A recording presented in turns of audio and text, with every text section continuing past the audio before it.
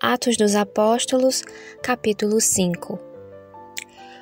Um homem chamado Ananias, juntamente com Safira, sua mulher, também vendeu uma propriedade. Ele reteve parte do dinheiro para si, sabendo disso também sua mulher, e o restante levou e colocou aos pés dos apóstolos.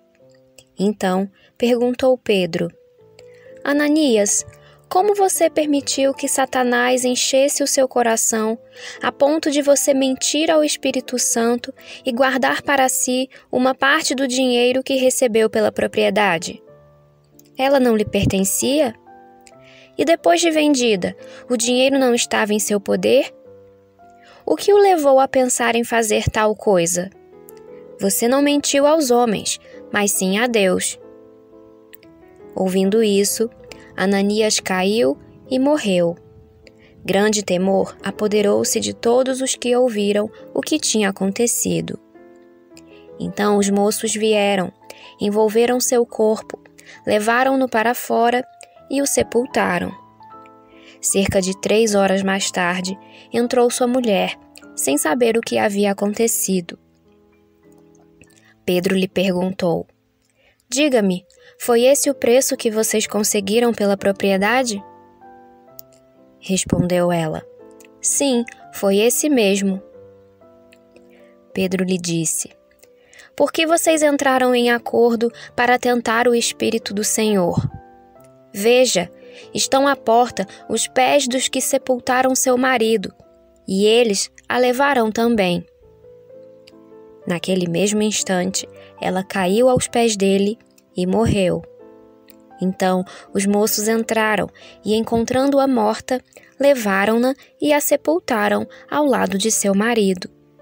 E grande temor apoderou-se de toda a igreja e de todos os que ouviram falar desses acontecimentos. Os apóstolos realizavam muitos sinais e maravilhas entre o povo. Todos os que creram costumavam reunir-se no pórtico de Salomão. Dos demais, ninguém ousava juntar-se a eles, embora o povo os tivesse em alto conceito. Em número cada vez maior, homens e mulheres criam no Senhor e lhes eram acrescentados, de modo que o povo também levava os doentes às ruas e os colocava em camas e macas, para que pelo menos a sombra de Pedro se projetasse sobre alguns, enquanto ele passava. Afluíam também multidões das cidades próximas a Jerusalém, trazendo seus doentes e os que eram atormentados por espíritos imundos, e todos eram curados. Então, o sumo sacerdote e todos os seus companheiros, membros do partido dos saduceus, ficaram cheios de inveja. Por isso, mandaram prender os apóstolos, colocando-os numa prisão pública. Mas durante a noite, um anjo do Senhor abriu as portas do cárcere, levou-os para fora e disse: Dirijam-se ao templo e relatem ao povo toda a mensagem desta vida. Ao amanhecer, eles entraram no pátio do templo, como haviam sido instruídos, e começaram a ensinar o povo.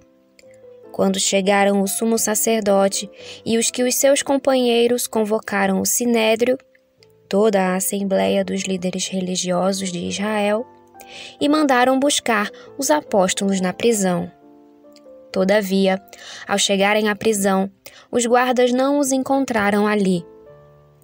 Então, voltaram e relataram: Encontramos a prisão trancada com toda a segurança, com os guardas diante das portas, mas quando as abrimos, não havia ninguém.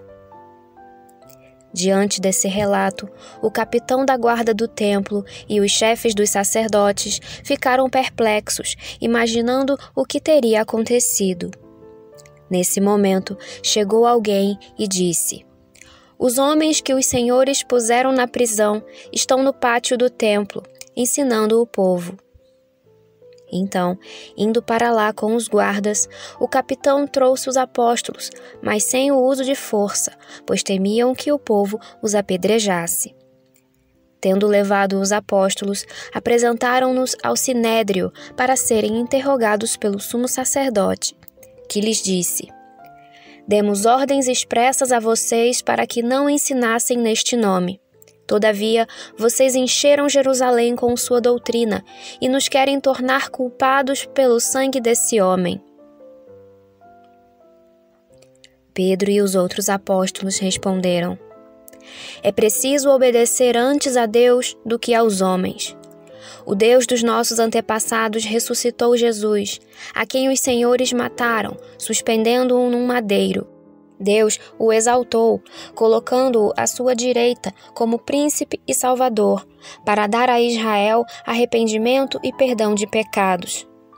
Nós somos testemunhas dessas coisas, bem como o Espírito Santo, que Deus concedeu aos que lhe obedecem.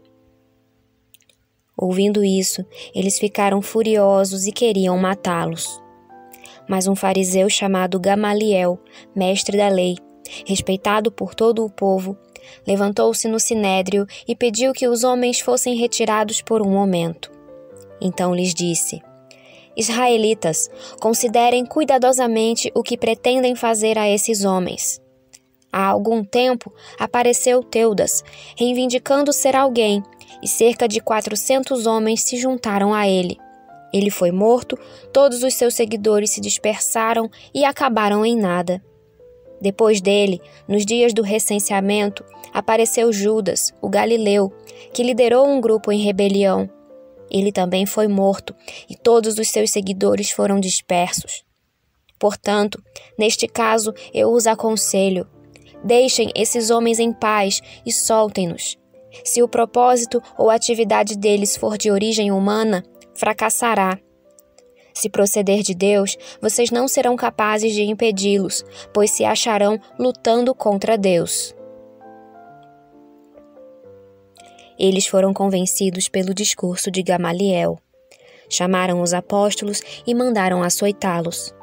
Depois, ordenaram-lhes que não falassem em nome de Jesus e os deixaram sair em liberdade. Os apóstolos saíram do sinédrio, alegres por terem sido considerados dignos de serem humilhados por causa do nome. Todos os dias, no templo e de casa em casa, não deixavam de ensinar e proclamar que Jesus é o Cristo.